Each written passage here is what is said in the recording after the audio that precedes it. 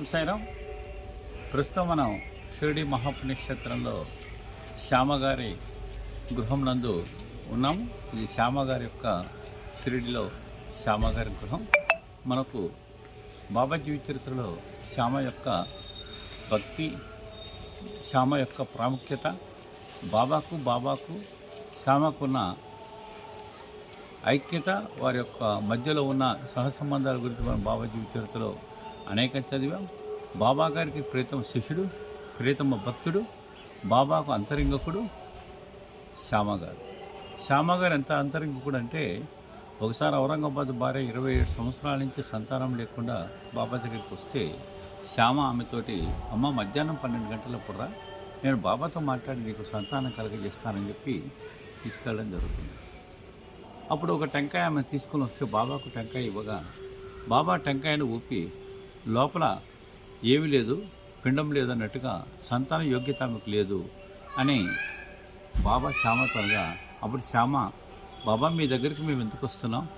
మా కోరికలు తీరకనే కదా, మా జాతకంలో లేకపోయినప్పటికి కూడా, అదేవిధంగా మాకు యోగ్యత లేకపోయినప్పటికి కూడా, మా గ్రహాలు మాకు అనుకూలించలేకపోయినప్పటికి కూడా మీరు సంతానం కలగజేయాలి, మీరు సంతానం కలగజేస్తారు, మా బాధలు తొలగిస్తారనే కదా బాబా మీ దగ్గరికి వచ్చేది అని శ్యామ బాబాను ప్రార్థించక, అప్పుడు బాబా గారు సరే ఆమెకు సంతానం కలగజేస్తానని చెప్పి మాట ఇవ్వడం జరుగుతుంది.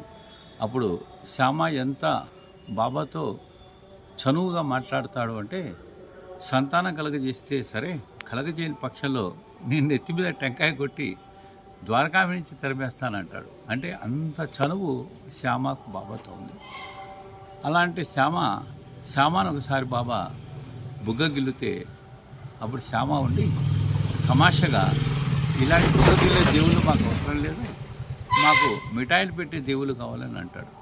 అనగానే అప్పుడు బాబా అంటాడు, మీరు నాకు 72 జన్మల నుంచి నీకు నాకు సహసంబంధం ఉంది, 72 జన్మల నుంచి నేను కాపాడుతున్నాను, ఒక్కసారి బుగ్గగిల్లంగానే, ఏంటి శ్యామ 72 జన్మల నుంచి కాపాడక ఒకసారి బుగ్గగిల్లంగా నీకు బాధేసిందా అని అడుగుతాడు. అది శ్యామకు బాబాకున్న సంబంధం. ఒకసారి శ్యామ బాబాతో రామాయణం జరిగిందా అని అడుగుతాడు. రామాయణం జరిగింది, అప్పుడు నేనున్నాను, 1,000,000 మంది వానరులు నాకు ఇప్పటికీ కంటికి కనపడుతున్నాడని చెప్పి బాబా అంటాడు. అదేవిధంగా శ్యామ ఒకసారి మహాభారతం జరిగిందా అంటాడు. మహాభారతం జరిగింది, 50 కోట్ల మంది యాదవులు ఆ రోజు నేను చూశాను అని బాబా అంటాడు. అంటే బాబా గారు రామాయణ మహాభారత కాలంలో కూడా నేను ఉన్నాను అని శ్యామతో చెప్తాడు. అదేవిధంగా శ్యామ ఒకసారి వైకుంఠం ఉందా అని అడుగుతాడు. అంటే బాబా శ్యామ నెత్తి మీద చీపెట్టి చూడమంటాడు. అప్పుడు శ్యామకు వైకుంఠం కనబడి మహావిష్ణువు కనపడతాడు. అదేవిధంగా శ్యామ కైలాసం ఉందా అని అడుగుతాడు. అప్పుడు బాబా శ్యామ శిరస్సు పైన హస్తం పడి ఒకసారి చూడమంటాడు. అప్పుడు కైలాసంలో ఆ పరమశివుడు దర్శనం అవుతాడు. ఆ తర్వాత బ్రహ్మలోకం ఉందా అంటాడు.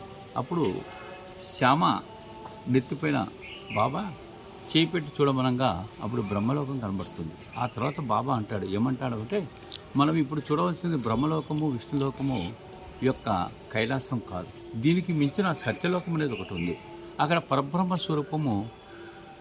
స్వరూపం ఏదైతే మనం భగవంతుడని చెప్పి ప్రార్థిస్తున్నామో అలాంటి పరబ్రహ్మ స్వరూపం యొక్క లోకం ఒకటి ఉంది. ఆ లోకాన్ని నువ్వు చూడలేవు, అది ఆ యొక్క పరబ్రహ్మ స్వరూపమే ఈ యొక్క సృష్టి మొత్తాన్ని నడిపిస్తుంది, ఆ పరబ్రహ్మ స్వరూపమే భగవంతుడని చెప్పి అప్పుడు శ్యామకు బాబా చెప్పడం జరిగింది. అలా బాబాతోటి శ్యామ ఎన్నో సంవత్సరం నుంచి, ఎన్నో జన్మల నుంచి సహసంబంధం కలిగిన వ్యక్తి శ్యామ. ఆ శ్యామ యొక్క గృహానికి ఈరోజు మనం ఇచ్చేసాము. శ్యామ గృహం మనం చూడవచ్చు. మనం 18, 19వ అధ్యాయంలో కూడా బాబా గారు ఒకసారి హేమాద్రి పంతు మనస్సు చంచలం లేచి, అంటే హేమాద్రి పంతు ఒకసారి బాబా కాళ్ళు నొక్కుతూ ఉంటే సాటే బాబా దగ్గరికి వచ్చి, బాబా గారు మీరు గురుచరిత్ర పారాయణం చేస్తుంటే నాకు దర్శనమిచ్చారు, నేను ఒకసారి పారాయణం చేయాలా, 2 సార్లు పారాయణం చేయాలన్నప్పుడు హేమాద్రి పంతు మనసు వికలమవుతుంది. ఏమంటే, నేను 7 సంవత్సరాల నుంచి గురుచరిత్ర పారాయణం చేస్తున్నాను, 42 సంవత్సరాల నుంచి గురుచరిత్ర పారాయణం చేస్తున్నాను, 7 సంవత్సరాల నుంచి బాబా వద్ద ఉన్నాను, బాబా నాకు అలాంటి దృష్టాంతరం ఇల్లేదే, సాటేకిచ్చాడే అని పంపగా, అప్పుడు హేమాద్రి పంతును బాబా గారు శ్యామ ఇంటికి పంపిస్తాడు. శ్యామ ఇంటికి పంపించి శ్యామతో బాబా యొక్క అనుభవాలు, కథలు చెప్పి హేమాద్రి పంతు యొక్క సందేహాలు తీర్చడం జరుగుతుంది. ఈ రకంగా ఆ శ్యామతో బాబాకున్న సంబంధం మహా గొప్ప సంబంధం. అలాంటి శ్యామ గృహం దగ్గర మనం ఉన్నాం. ఒకసారి శ్యామ గృహాన్ని చూడవలసిందిగా కోరుతున్నాం.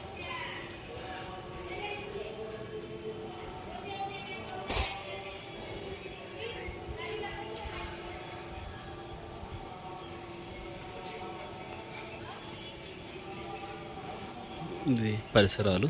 ఇక్కడ మనం చెట్లను కూడా చూడవచ్చు, రావి చెట్టుని. ఎంతో పురాతనమైన ఇల్లు ఇది.